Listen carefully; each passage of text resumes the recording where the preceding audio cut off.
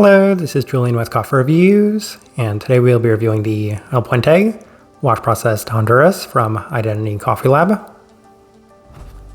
And there's the box right there.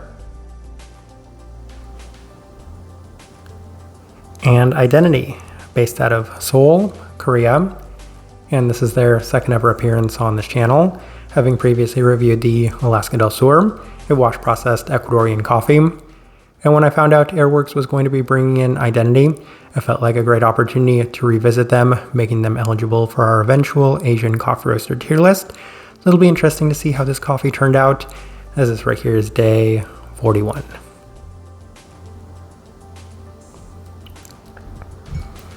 And recipe we went with for this coffee was our standard recipe, and a 16:1 water to coffee ratio, brewed at 96 degrees Celsius, about 205 degrees Fahrenheit. And I like this one best through the V60, which indicates a more medium fine grind. Roast profile for this coffee. Once again, the vast majority of coffees we've reviewed from Korean-based coffee roasters have been on the more developed side of things, and Identity isn't quite as developed as some of the coffees we've had from either Hocus Pocus or the Real Bean. But even then, it is still on the more developed side of things, as it does feel more developed than the coffees we've also had from a coffee roaster like John Small. So that's to say that this one probably falls on the slightly lighter side of a medium, or on the more developed side of that medium light, once again by most standards and metrics. With all that out of the way, let's go and start discussing this coffee. Day 16, first impression, and we did opt for the V60, and the coffee itself was off to a very obscure start, as it skewed somewhat heavily into an herbal quality that is borderline reminiscent of mint, as well as an interesting nuttiness to it in general. Additionally, there's a slight bitterness and a citric sense, and a very strong dark honey note, so the coffee as a first impression was just very intense, which isn't necessarily what I was expecting from this coffee, but it certainly skewed in that direction. Day 19 through the Chemex, and the coffee is a little unique as it has a very strong green tone to it, reminiscent of mint, but also the nutty quality that is in line with the listed pistachio. And that's one of the things that caught my interest about this coffee, was that listed pistachio note, as it's one I've never seen from a coffee in the past, but this coffee was just very green, which we'll kind of build upon from this point going forward. But there were some additional citric bright aspects to it, and a darker honey once again lending itself towards an interesting experience with this coffee. Day 22 through the April brewer, and the coffee is coming out very nice today, as it's offering a much better defined lighter color fruit in line with the listed tangerine. So this time I could say that I was definitely feeling a better, more sugary defined citric quality to it. The cup itself is still very interesting, as it has a green coating that is a reflection once again of that listed pistachio, but the cup itself is also feeling notably minty, as it has that kind of interesting herbal quality. And one of the main reasons that this coffee caught my interest so much was because it is an SL28 Honduran coffee, and those in general do tend to catch my interest, as I really like the combination of the origin as well as the varietal. Day 25 through the V60 with some lower extraction adjustments, and the coffee is the best it has been to this point, as there's an interesting green minty quality that is a little bit toned back, but it is worth the trade-off, as there's a fair bit of development that I should say that the development is toned down within this coffee relative to some of the earlier days. It is presenting much more of a nutty feel with a candied citrus depth, so this was just overall better. Day 28 through the Chemex with the same adjustments, and the coffee is once again feeling relatively better than some of the previous days, as it is continuing to offer an interesting nutty aspect, as it has become the most prominent and pronounced aspect to this coffee as of this moment. We move on to day 31, as we opted for the V60 with our standard recipe, and I would say that even though it's maybe not quite as good, it's much more interesting when we do push this coffee slightly more, as there's plenty of the candied citric aspects yet again, especially more off brew, as it transitions into a slightly cooling sensation of a green quality that feels both spearminty as well as nutty. The pistachio is an interesting note as a result, and I feel like the one coffee that is reminiscent of this kind of cooling sensation that we've had in the past was actually the Alaska del Sur Mejorado that we had reviewed from George Howe a while back. And then there was one coffee we had from Passenger a while ago that also seems to offer this kind of interesting minty finish to it. Day 34 through the Chemex, and the coffee does continue to offer a fair bit of depth, as there's more of those strong green qualities with that pronounced nuttiness. Listed honey is also relatively heavy, and it's something that I haven't mentioned too much, though it was a very prominent and pronounced note within this coffee. They do have an Acosta honey listed on here, and it was just kind of interesting how prominent that note was within it.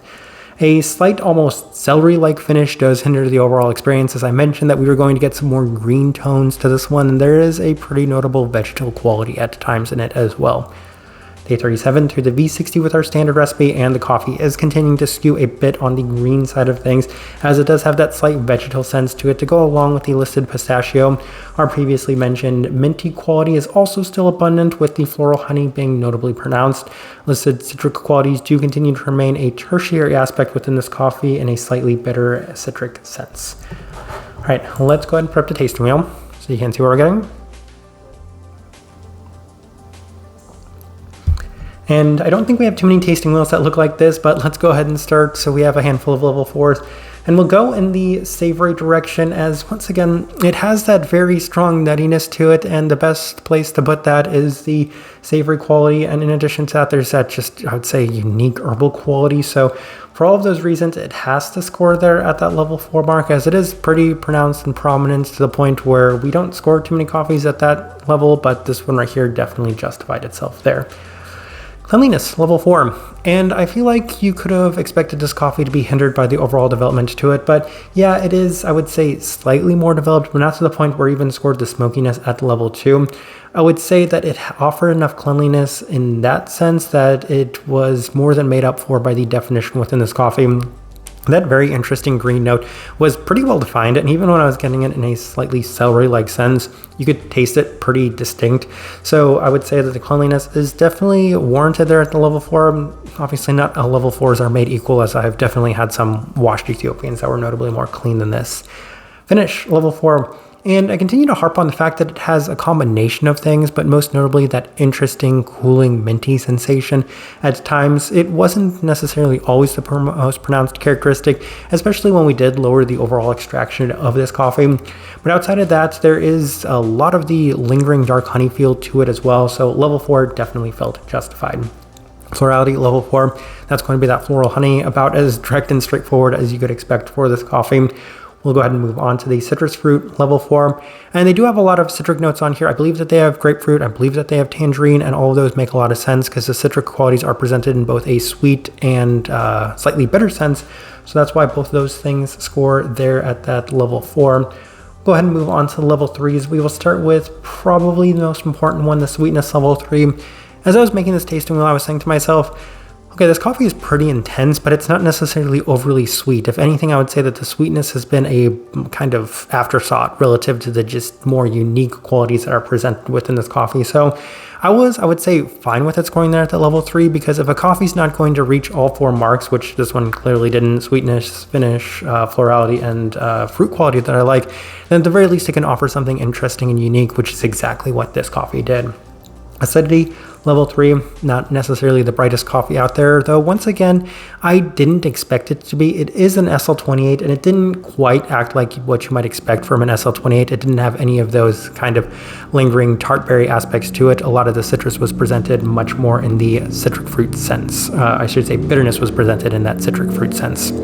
All right, we move on to the spice, level 3, and that is going to be the minty quality that was presented within this coffee. Is it something that I mentioned pretty early on, and it was pretty abundant throughout, so level 3 is where we opted to put it. Saltiness, level 3, and given that there's a very strong nutty quality within this coffee, I don't think it's too surprising that it did score there at that level 3 mark. Caramel, level 3, for what was presented within a sweeter sense. Caramelization was one of them, as it did have a pretty interesting candied tone at times, but in addition to that, a little bit more of that specific caramel-like aspect to it, given that we did have that very heavy, darker honey aspect to this coffee. And then I think we have one thing left worth discussing, and that is the body at a level 2. As this one weirdly had a lighter body, I think on paper this coffee should have had much more body than it did. I remember making this tasting while saying it's somewhere between a 2 and a 3, but given that this is a Honduran coffee, it is a slightly more developed Honduran coffee, and it is an SL28, I fully expect this to score at least at level 3 mark, but it wasn't quite as textured as I might have expected. So as I'm looking at this tasting wheel, I do think it is a pretty good representation of what I was getting from this coffee. All right, so my overall thoughts and impressions of this coffee. I feel like it actually left me with more questions than answers from this coffee roaster, as I kind of had a interesting experience with the Alaska del Sur that was similar to this one is both the coffees I've had from this coffee roaster have been interesting, and I chalked that one up to mostly being a just interesting coffee and producer in general, as the Alaska del Sur coffees are just interesting coffees, and this one right here being an El Puente SL28 was also pretty interesting, and then the way it presented itself was also unique. So I think it's just been good luck with picking out coffees from this coffee roaster, as they haven't necessarily been my favorite, but they've been interesting enough to the point where I've actually enjoyed reviewing both of their coffees. This one being as unique as it was will make it memorable towards the end of the day, and it continues to make this a coffee roaster that I want to revisit, mostly because I'm just kind of interested about the coffees that they do have. That being said, it's not necessarily going to be one of my favorite coffees this year. The type of person I would suggest this coffee to, I feel like if you really like your more green tones to a coffee in general and you're looking for something a little bit more unique, then this one's a pretty good fit. As I continued to mention, a lot of those qualities were present and abundant throughout the entirety of this coffee. A unique minty quality, a little bit more of that green nutty quality, and even a slightly green vegetal quality at times, which was interestingly balanced out by a much more abundant honey and fruit quality, as this coffee certainly did not lack for intensity at any point of it. I think that's the best direction I can point somebody towards on this one, and also the best way I can leave this review. If you by chance had an opportunity to try this coffee, I'd love to know your thoughts and impressions of it as well. If you're enjoying the content, give this video a like, subscribe if you're not already subscribed. This right here has been your review of the El Puente wash processed Honduras from Identity Coffee Lab. Thank you for watching.